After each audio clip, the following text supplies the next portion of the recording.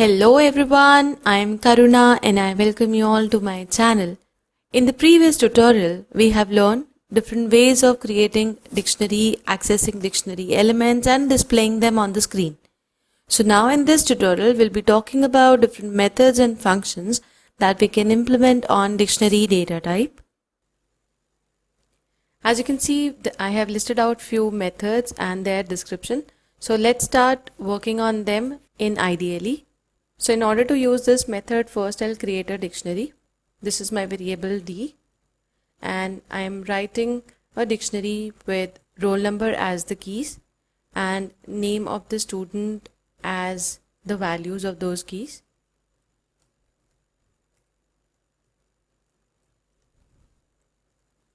So the first method is items, d.items. This is how we write it. Now you can see the output of this statement. This square bracket encloses all the key and the value pairs of the dictionary, and inside this every key and a value pair has been shown as a tuple. The next method is keys. This method will display all the keys of the dictionary. Here 1 and 2, which are the keys of the dictionary, have been enclosed inside these square brackets. Next we have d.values, which will show you all the values of the dictionary, Aman and Dhruv. I'm going to run a statement with clear method. This method removes all the key and the value pairs of the dictionary and returns nothing as the output. As you can see in the next line, there was no answer displayed when the statement got executed. So you can check the variable D and it is empty. Let's have a look at the next set of methods of the dictionary. You can see these methods: get, from keys, set default and update. For this I'm going to create a dictionary, let's say grocery. These are the names of the food items which I'm going to put as the keys of the dictionary, and number of items that are present will be the value of the dictionary.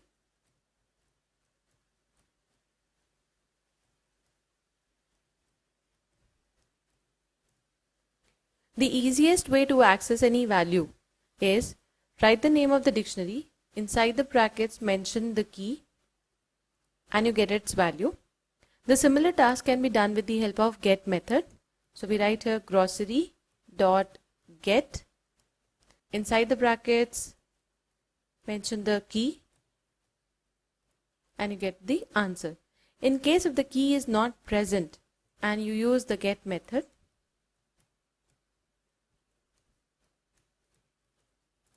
so you can see it does not return anything. Not even an error message is displayed when the key was not present. So in order to show an error message, what you can do is use this method, mention the key and write your own error message, something like this. And you can see because gems was not present inside the dictionary grocery, so it shows the customized error message not found. So next I'm going to use the from keys method. This method is used to create a dictionary from a sequential set of values. So you need to use an iterable data type. So this is how I'm going to write dict dot from keys. Now I want to store the marks of roll numbers of a particular class. So what I'll do, I'll use the square brackets, which is for a list because I want an iterable data type, and then I write some marks to it. Now let's check the dictionary. You can see the keys 1, 2 and 3, which were from the list inside our method from keys, have been assigned as the keys of the dictionary, and then they have been assigned the same value, which is 45. Now let's say if we do not mention the value which we want to assign to all the keys. Let's say how this will work. I create another dictionary, dict dot from keys. Inside the brackets here I am mentioning a string. Now I am not written anything after comma, that means the keys will be A, B and C, and let's have a look at their values. Because nothing was mentioned which could be assigned as the value of all these keys, So it has automatically taken this none. Let me tell you, none is a valid data type in Python. If I create a variable role and I don't want to assign anything to it, just write none. You can see the color of this word has changed. It is a keyword in Python which cannot be used as variable names. So if you want to check the type of role, it's of none type. So when you do not assign any value in the from keys method, it is automatically going to assign none to all the keys. Do note that from keys method requires a sequential data type. Make sure whenever you are using the from keys method, you put a value from the sequential data type. Let's take a quick example.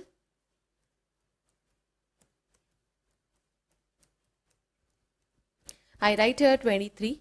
23 is of integer category. It is not sequential, not iterable. So when I run this statement, it gives me an error, int object is not iterable. So this value must be of list, tuple or a string category. Next is the use of setDefault method. This method is used to insert a new key in a value pair if the key does not exist in the dictionary. So I'll go back to my dictionary grocery, which I created above. These are the values of the dictionary.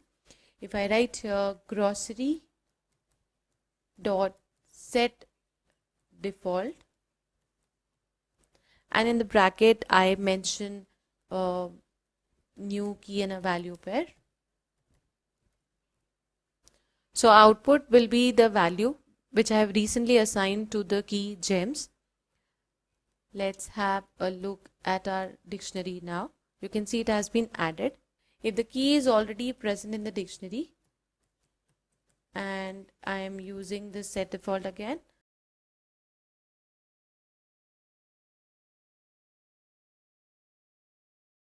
and I try to assign a value, let's say 100 to it, you can see it returns 67, which is the value of Parle-G in the dictionary that is present above.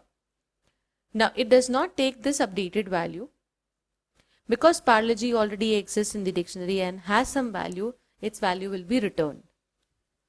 So the next example that I'm going to use for set default is that in this example I will not be writing any value for the key. Here I'll just mention the key. That's it. Now because nothing was set as the value, so it does not return anything. Let's check the dictionary. KitKat, which was not present in the dictionary, has now been assigned a value none.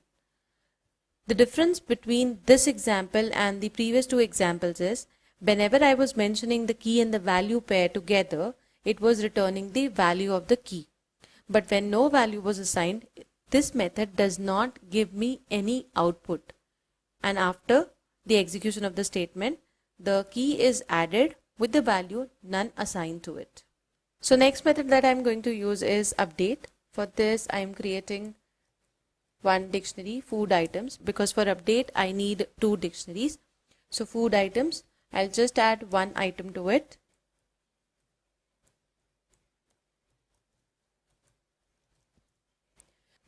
Now the purpose of this update method is that it merges the new key and a value pair from one dictionary to another. So my two dictionaries are grocery and food items. So if I write here food items dot update and in the bracket I write grocery. So this is going to update food items dictionary. The key and the value pair from the grocery dictionary will be added to the food items dictionary. You can see here food items dictionary originally had only this key and a value pair, and all these have been added from the grocery dictionary. One very important thing about update is in case if a key is matched, then its value will be updated. To explain this point, I am taking a dictionary order. I am adding an element which is already present in the food items dictionary and I'm assigning different value to it, let's say 70. And now I write order dot update food items. Let's check the dictionary. So you can see Pepsi 23. This is present in the order dictionary, whereas the dictionary when it was created had 70 as its value for the key Pepsi. Now, as I explained, the update method merges two dictionaries. So the data from food items dictionary has been assigned to the order dictionary because order is calling the update method. So now food items also had Pepsi and 23 as a key and a value pair. When it goes to the order dictionary, it just changes the value of the key which is present in both the dictionaries. Now here we have two methods, pop and pop item, which are used to remove the key and the value pairs from the dictionary. And the last one is copy, which is going to create a shallow copy of the dictionary. We'll learn more about this in my examples that I'll be executing on ideally. So let's create a dictionaries too. Here I'll be taking the names of the students as the keys and their marks as the values.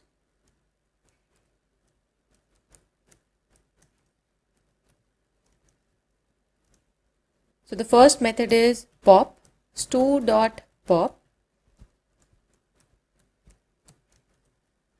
The output given by this method is the value of the key which is to be removed from the dictionary.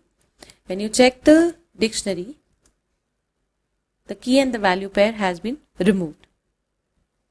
If we mention a key which is not present in the dictionary, let's run this example with a key which I just now deleted. So you can see the output of this method is key error. This is a runtime exception because Dhruv is not present in the dictionary.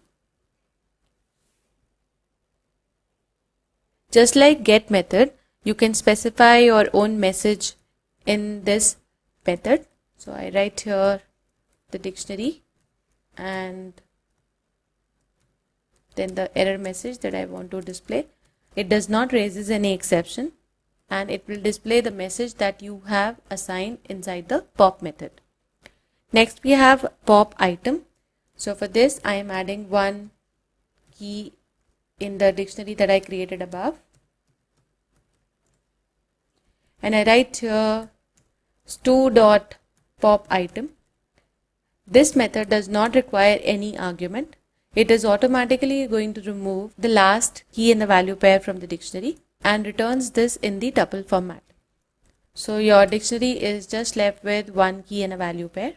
So the last method I'm going to implement is the copy method. For this I'll create few small dictionaries here. You can see stu is already present. Let's say I create here a dictionary student with all the values from the dictionary created above, which is stu. Let's check the IDs of these dictionaries. An ID of student. The IDs of both of these dictionaries is same because I've created the student dictionary from the dictionary stu. Any change in stu will automatically update the student dictionary. So let's quickly update the value of this key Ishika. This is the dictionary stu and this is the dictionary student. It automatically changes the value in the student dictionary also. Now let's try to create a copy of the dictionary using the copy method. I write here s equal to stu.copy. This is the dictionary S. This is the ID of S and this is the ID of stu. You can see the memory location of both of these dictionaries is different. S is the shallow copy of the dictionary stu. That means any change made in stu will not update the dictionary S because you can see the address is totally different. And this time I'm going to change the dictionary S. This is the dictionary S. This is the dictionary stu. It has not been impacted by the change made in dictionary S. Now please note a very important thing about copy method is if the values of a dictionary are immutable like numbers, strings or tuples, then the changes made in the dictionary that I've created using copy method will not affect the original dictionary, which is happening in my examples right now. But if the dictionary contains data from the mutable type, that means of type list, let's say how this is going to work. So for this, I have my dictionary marks, and this is roll number 1. Marks of 3 subjects which I want to assign to roll number 1 are these. Now, the key has value from the mutable category.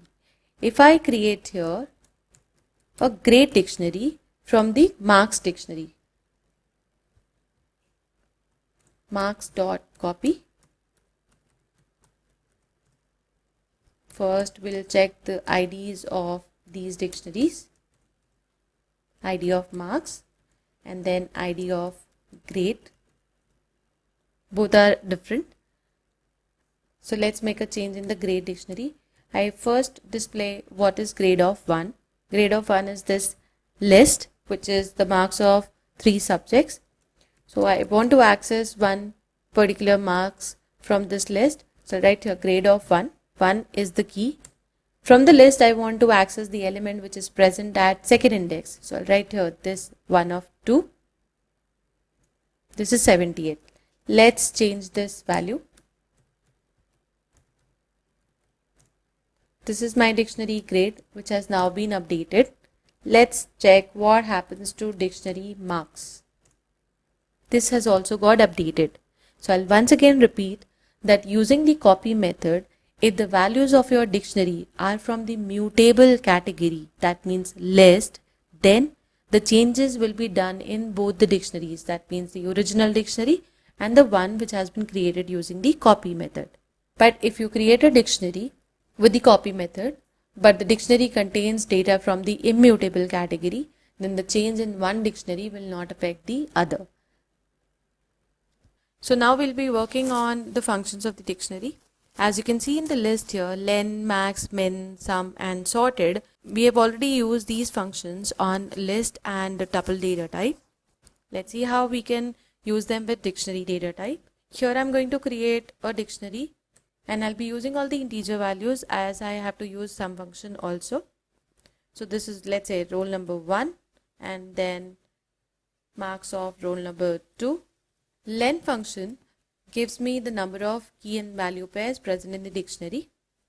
Next we have max. This returns the largest key present in the dictionary. If you want to see the largest value from the values of the dictionary, then you can write max bracket marks dot values. So this method will first give me the values of the dictionary, from which max function will find the largest value and display it on the screen. Similarly, we can use the min function. It returns the smallest key from the dictionary. By default, these functions work on the keys, but you can use marks.value so that you can perform a task according to the values of the dictionary. Then we have sum function. So let's say I want to add all the marks of the students. Then I can write this. So it adds 56 and 70.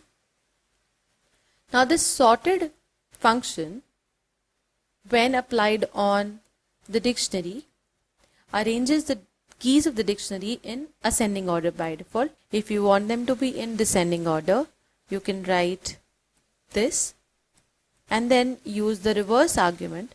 The value of this argument is false by default, so you can change it to true to get the answer in descending order. Again, this sorted is working on the keys of the dictionary. You can make it work as per the values that you have assigned to these keys. So last we have del statement. As you have already seen the working of clear method, it removes all the key and value pairs from the dictionary. Let's see how del statement works. So I'm going to use del in this way, del marks, and inside the brackets I will mention the key which I want to delete. Let's see how this will work. Please note that no output is returned when the statement gets executed. It simply removes the key and the value pair according to the key specified inside the square brackets. Now only this key and value pair is left. If I write a statement del and I write marks without specifying any key inside the square brackets, now this is going to remove the dictionary completely. So my dictionary is no longer available. But with clear method, it just removes all the key and the value pairs. Dictionary is still present, but with del, we have completely deleted the dictionary marks. Thank you so much for watching this tutorial. The link for the worksheet can be found in the description box. If you like the video, please click the like button and subscribe to my channel for latest updates. Till then, keep working with smile.